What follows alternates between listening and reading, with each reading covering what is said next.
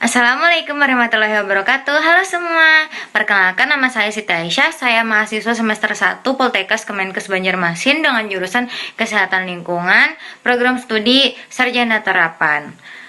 Dengan NIM P071332230050.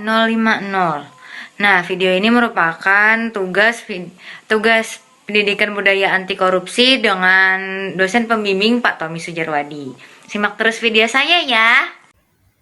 Ya, baik. Jadi di sini saya akan menjelaskan tentang strategi pemberantasan korupsi.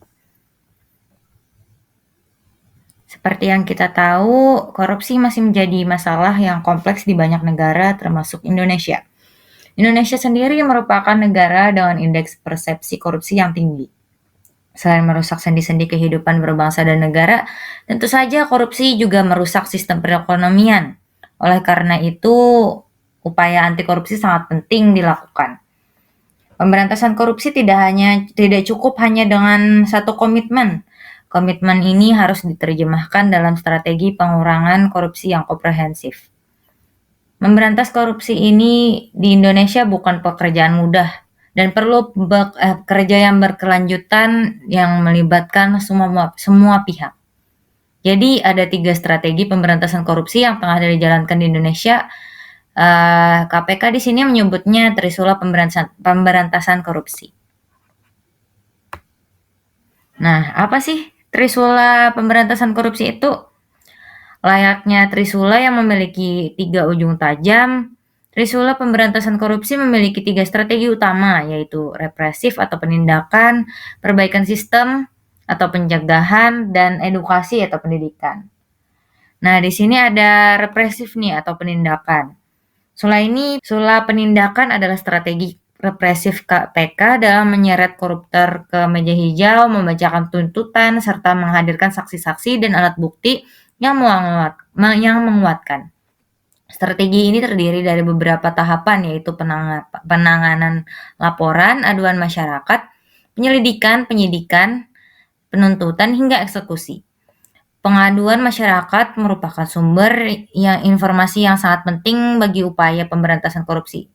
Karena itulah KPK memperkuat whistleblowing system yang mendorong masyarakat mengadukan tindak pidana korupsi.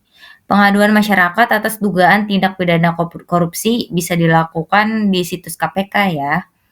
KPK akan melakukan proses verifikasi dan penelaahan untuk memastikan apakah sebuah aduan bisa ditindaklanjuti ke tahap penyelidikan. Di tahap penyelidikan, KPK akan mencari sekurang-kurangnya 2 alat bukti untuk melanjutkan kasus ke proses penyidikan. Pada tahap ini, salah satunya ditandai dengan ditetapkannya seorang menjadi tersangka. Setelah itu ada tahap penuntutan dan pelimpahan ke pengadilan tindak pidana korupsi. Tahapan berikutnya adalah pelaksanaan putusan pengadilan, lalu ada eksekusi yang telah memperoleh kekuatan hukum tetap yang dilakukan oleh jaksa. Lalu di sini ada yang kedua, ada pencegahan nih atau perbaikan sistem. Lalu harus diakui ya, masih banyak sistem di Indonesia yang membuka peluang terjadinya korupsi.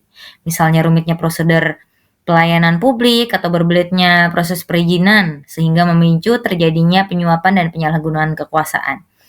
Sistem dengan celah korupsi ini juga kerap terjadi pada proses pengadaan barang dan jasa syarat konflik kepentingan.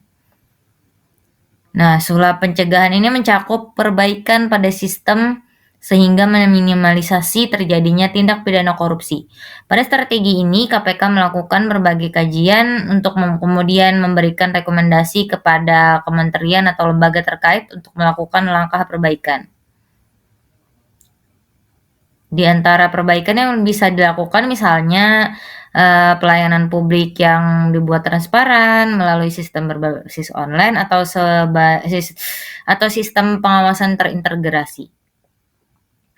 KPK juga mendorong penataan layanan publik melalui koordinasi dan supervisi pencegahan atau Korsubgah serta transparansi penyelenggara negara atau PN.